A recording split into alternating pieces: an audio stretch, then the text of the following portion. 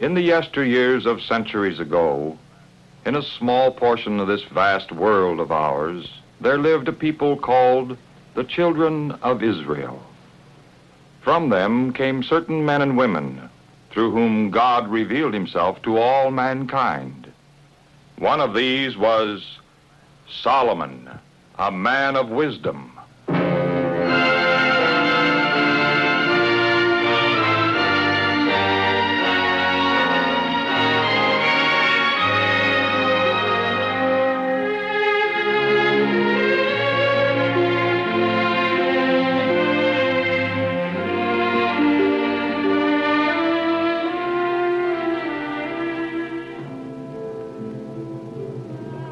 David, king of Israel, had ruled for many years, and God had blessed him with great honor and riches.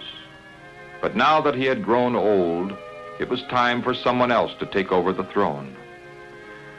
One of David's sons, Adonijah, was so eager for power that he had already tried to make himself king.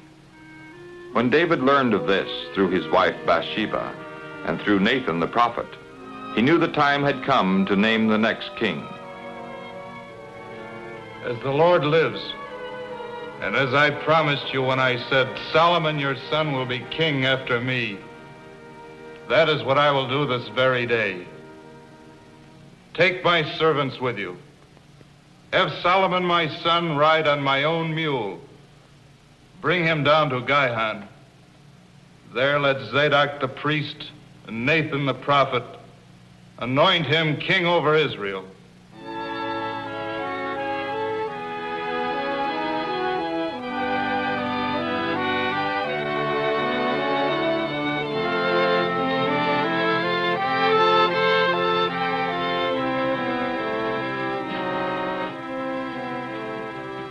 And so Solomon, David's younger son, was anointed king of all Israel. And all the people rejoiced, blowing horns and shouting, "Long live King Solomon!" With his son safely on the throne, David was content and ready to die. But first he called together the elders of Israel and his nobles and officers, in order to speak of a fond dream of his, a dream of many years. I had planned to build a temple where the Ark of the Covenant could rest. And I had prepared to build it. But God said to me, you may not build a house for my name, for you are a warrior and have shed blood. He said, it is your son Solomon who will build a house for my name. And you, Solomon, my son, learn to know the God of your father, and to serve him with your whole heart and with a willing mind. For the Lord searches all hearts and understands all that we think and plan. And if you search for him, he will let you find him. But if you forsake him, he will reject you forever. Be careful then. The Lord has chosen you to build a temple. Be strong and do it. Then David gave Solomon the plans which had been drawn up for the temple at Jerusalem. And Solomon faithfully promised to carry out these plans. And out of his own treasures, David gave great sums of gold and silver for the building of the temple. Following his example, the people also gave gifts for the temple. And David rejoiced that his greatest wish would soon come true.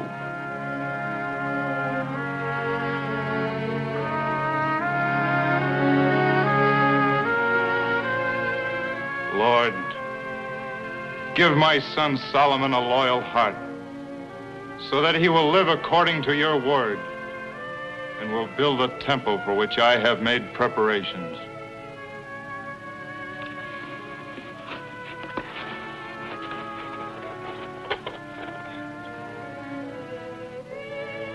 So the reign of King Solomon began.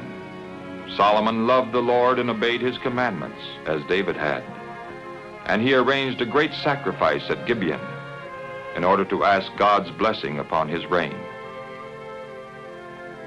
That night, while Solomon was sleeping, God spoke to him in a dream, saying, "Tell me what I should give you." Instead of asking for great honors, riches, and power, Solomon begged the Lord, "Lord, you made me king in place of my father, even though I'm still very young. Who can rule over this great nation without your help? Give me, therefore, wisdom and understanding to rule over your people, that I may know the difference between good and evil." God was so pleased with Solomon's request that he promised to give him not only the wisdom for which he had asked, but also riches and honor and a long life.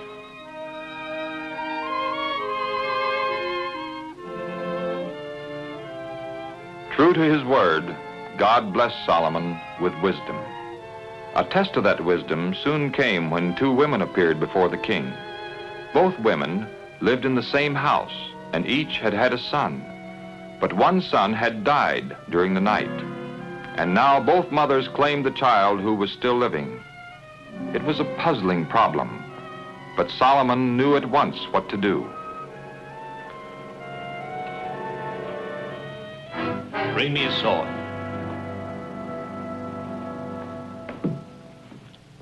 Divide the living child in two, giving half to the one and half to the other.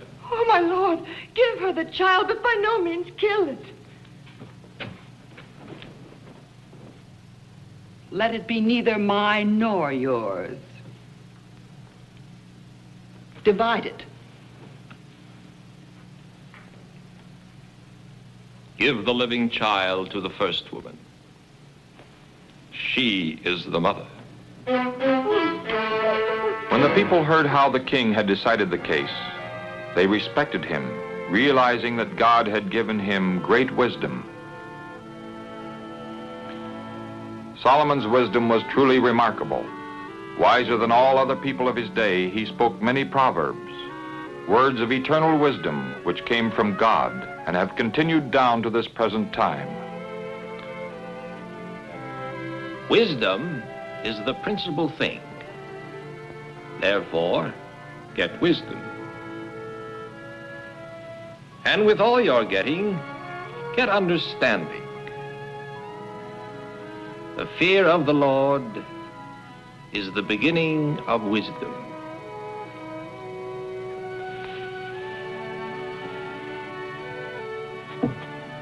Trust in the Lord with all your heart, and do not depend on your own understanding.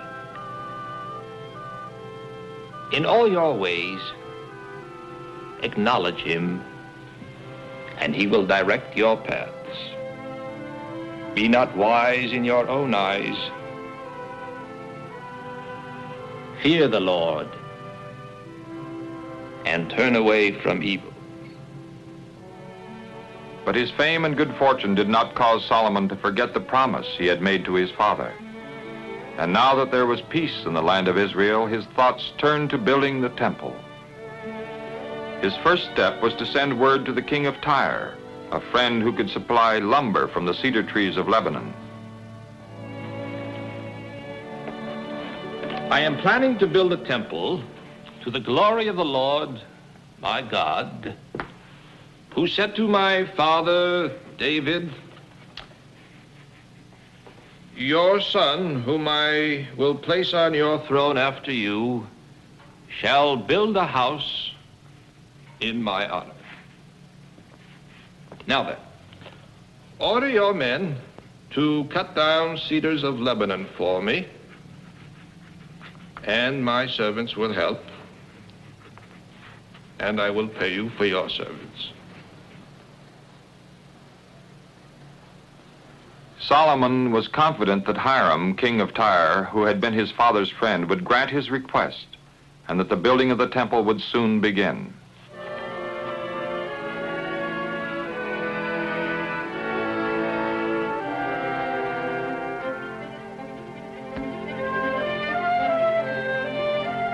There was much work to be done. Trees had to be cut and floated down the Mediterranean coast to a place where they were cut into boards. Stones had to be cut for the foundation of the temple. Solomon ordered that all stones must be cut to size before they were brought to Jerusalem.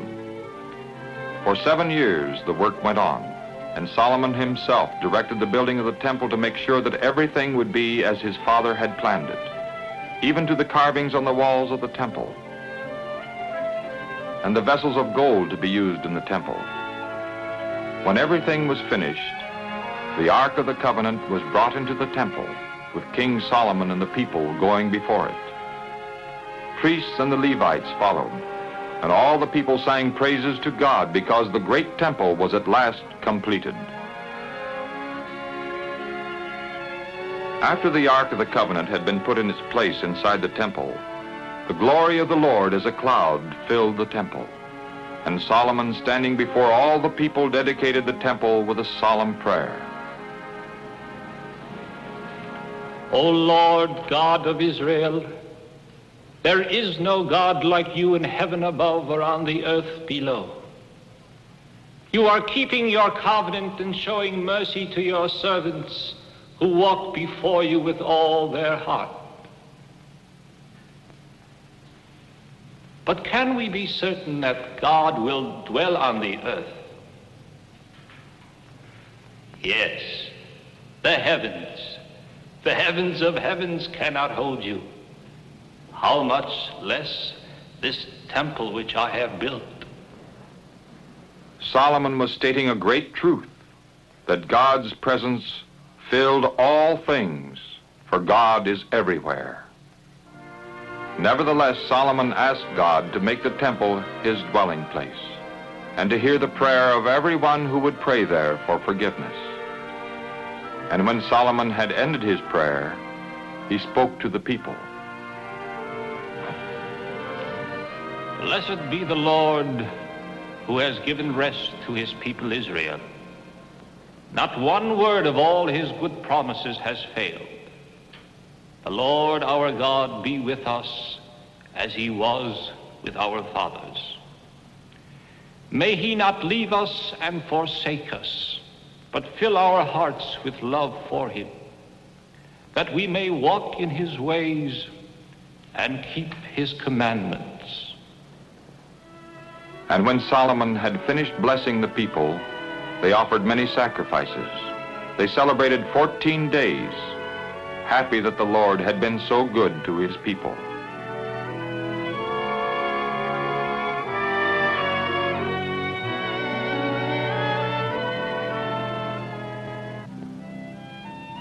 The years passed, and King Solomon's fame spread, even as far as Sheba in Arabia. The Queen of Sheba decided to find out for herself if this king of Israel was as wise as people believed him to be. And so she came 1,400 miles to visit him. When the queen arrived at Solomon's palace and saw the beautiful temple and heard the king's answers to all her questions, she was convinced that Solomon's wisdom and riches were even greater than she had heard.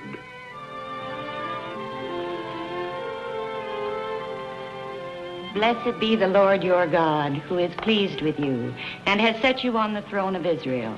Because the Lord loved Israel, he has made you king, that you may do what is just and right.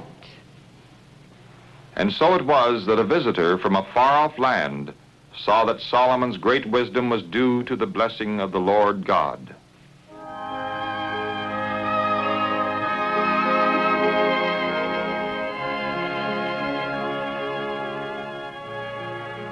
Solomon was happy as long as he walked in the ways of the Lord.